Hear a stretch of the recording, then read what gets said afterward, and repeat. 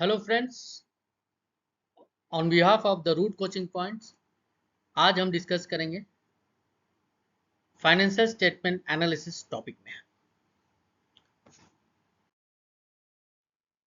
सबसे पहले objective of business. एक बिजनेस का ऑब्जेक्टिव क्या होता है? To create value for its shareholders और अपना फाइनेंशियल पोजीशन को साउंड रखना, मतलब हेल्दी रखना।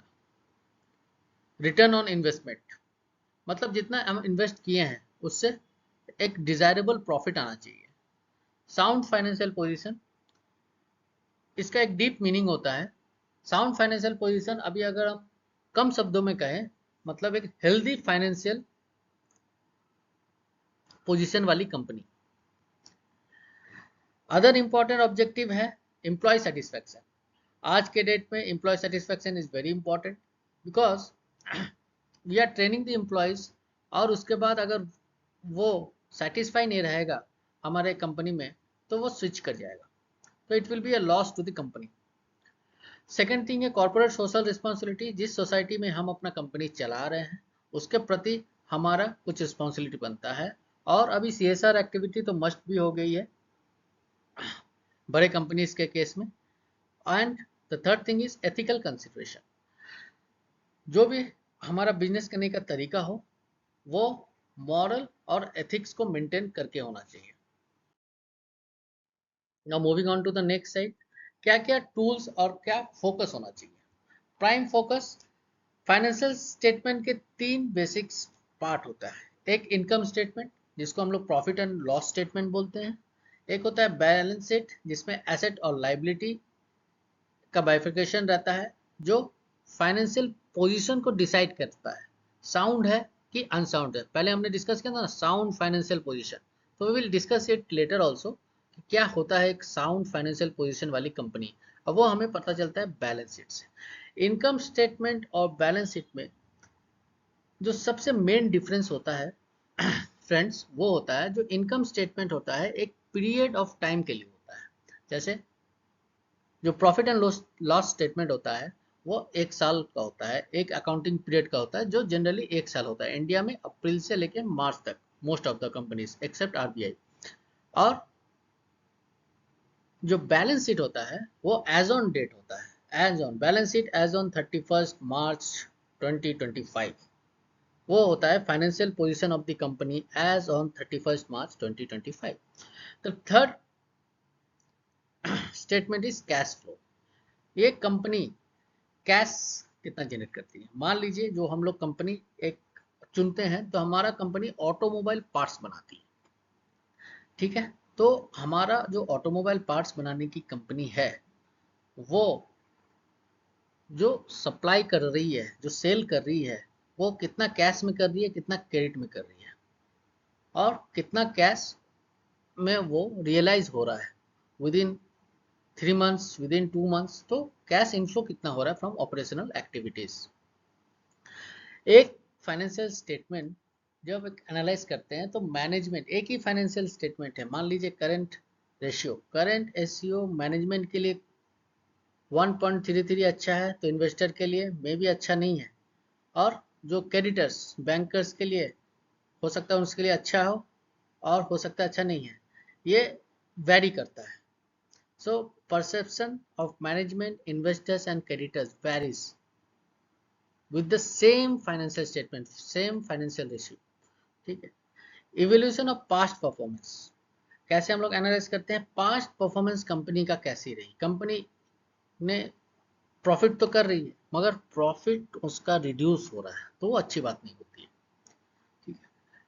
और उसका फाइनेंशियल पोजीशन क्या है, कंपनी प्रॉफिट कर रही है मगर ओवरऑल नेटवर्थ है वो नेगेटिव में है, ठीक है, वो भी अच्छा बात नहीं होता। अब हमने बोला कि company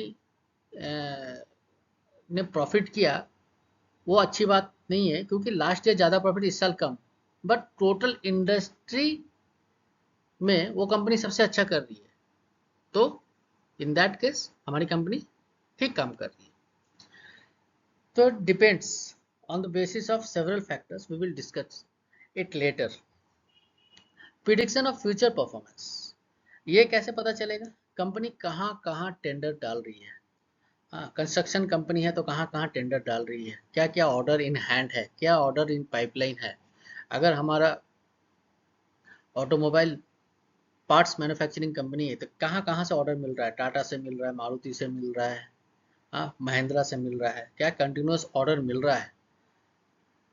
and quality of earning, this is also very important nowadays, quality, that we will also discuss in next slides. एक ओवरव्यू अगर लेंगे कि फाइनेंशियल स्टेटमेंट एनालिसिस कैसे करना है, स्टैंडर्ड ऑफ कंपैरिजन कैसे करेंगे, ठीक है ना। तो general rule of thumb indicators क्या होता है कि करंट रेशियो 1.33 रहना है, हाँ क्विक रेशियो 1 रहना है, DSCR 1.25 रहना, ये सब अच्छा माना जाता है, general rule of thumb indicator होता है। एक है past performance of the company, company का प्रॉफिट कम है ठीक है, but it is in increasing order, the trend is in increasing, तो that is good for the company. Industry standard क्या है, हाँ कंपनी ने हमारा 5 करोड़ प्रॉफिट किया है, इंडस्ट्री स्टैंडर्ड है 3 करोड़ या 4 करोड़, तो हमारा कंपनी अच्छा कर रही है। हमारा कंपनी 5 करोड़ प्रॉफिट की, इंडस्ट्री स्टैंडर्ड इज 10 करोड़, तो बाकी कंपनी है किसी जो एवरेज है वो ज़्यादा कर रही है तो हमारी कम है। सो परसेप्शन ही कंप्लीटली चेंज हो जाता है। Sources of information, this is also equally important कि हमें डेटा कहाँ से मिलेगा। सो जो ऑथेंटिक डेटा का सोर्सेस है, एक तो कंपनी का रिपोर्ट्स, कोई भी आप बड़े कंपनी के वेबसाइट में चल जाइए, वहाँ पे इन्वेस्टर कॉर्नर में उनका एनुअल रिपोर्ट आपको मिल जाएगा, that is a companies report. Stock exchange, हमारे यहाँ NSE BSE स्टॉक एक्सचेंज में भी कंपनी को अपने फाइनेंशियल शेयर करना होता है, तो that we can get from the NSE BSE sites. Business periodicals, business हमारे ET न्यूज़ है, मनी कंट्रोल है, वहाँ से भी डेटा मिलता है। इंफॉर्मेशन सर्विसेज कुछ कंपनीज हैं लाइक Pro42, हाँ वहाँ से हमें there are other companies also, कोई क्रेडिट रेटिंग कंपनी है वहाँ से भी हमें फाइनेंशियल्स डेटा मिल जाता है। Concept of quality of earning, जो हमने पिछले स्लाइड में बात किया था ना, हाई क्वालिटी क्या होता है। हाई क्वालिटी अर्निंग वो होता है कि जब एक कंपनी कैश जनरेट कर रही है। मतलब क्या है, मतलब यह है कि हम लोग सब जानते हैं कि हमारे जो अकाउंटिंग है वो एक्रूअल बेसिस पर होती है, तो हमने सेल कर दिया बट हमने क्रेडिट में सेल किया, पैसा आया नहीं, तो हमने 10 रुपये लगाया और 12 रुपये में सेल कर दिया, 2 रुपये प्रॉफिट है, ठीक है, तो हमारी अर्निंग है 2 रुपये, बट वो 12 रुपये अभी तक मिले नहीं है। हमने 12 रुपये का प्रोडक्ट टाटा को बेचा है और हमको अभी तक पेमेंट आया नहीं है। सो अब पेमेंट का फ्लो क्या है, कितने दिन का क्रेडिट दे रहे हैं, 1 महीना में क्रेडिट आ जा रहा है, 2 महीना में क्रेडिट आ जा रहा है, तो एक रेगुलर इंटरवल में क्रेडिट हमको पेमेंट आ जा रहा है, then it is good. But कोई कभी कभी कंस्ट्रक्शन कंपनीज में क्या होता है कि गवर्नमेंट के पेमेंट्स में डिपेंड्स होता है, तो उनका पेमेंट साइकिल टाइमली नहीं होता है, ठीक है, तो कंपनी के पास इनफ कैपिटल होना चाहिए टू डील विथ, ठीक है। और जो सेकेंड थिंग है कि जो हमारा अर्निंग कोई प्रॉफिट बोलते हैं, वो हमारा ऑपरेशन से होना चाहिए। मतलब क्या है कि हम जब एक कंपनी, जैसा कि हमने एग्जांपल लिया है कि ऑटोमोटिव पार्ट्स बनाती है, तो हमारा जो प्रॉफिट है वो हमारे कोर ऑपरेशन से आना चाहिए।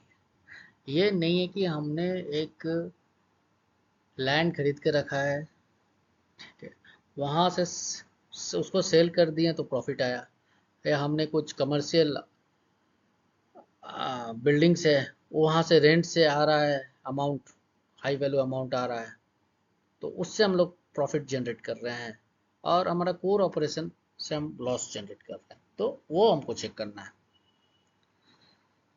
और जो प्रॉफिट मेजरिंग टूल होना चाहिए ना, वो कंजर्वेटिव अप्रोच होना चाहिए, कुछ ज़्यादा हायर साइड में नहीं दिखाना चाहिए। ये सभी टॉपिक्स में हम डिटेल में बात करेंगे, और ये बहुत, जैसे मैंने पहले भी कहा है कि ये बहुत वास्ट सब्जेक्ट है और सभी टॉपिक में हमने डिटेल में बात करेंगे। और अगर आप चाहते हैं कि कोई और टॉपिक में हम बात करें तो आप हमको कमेंट कीजिए, and we will make a slide on that topic. Okay, now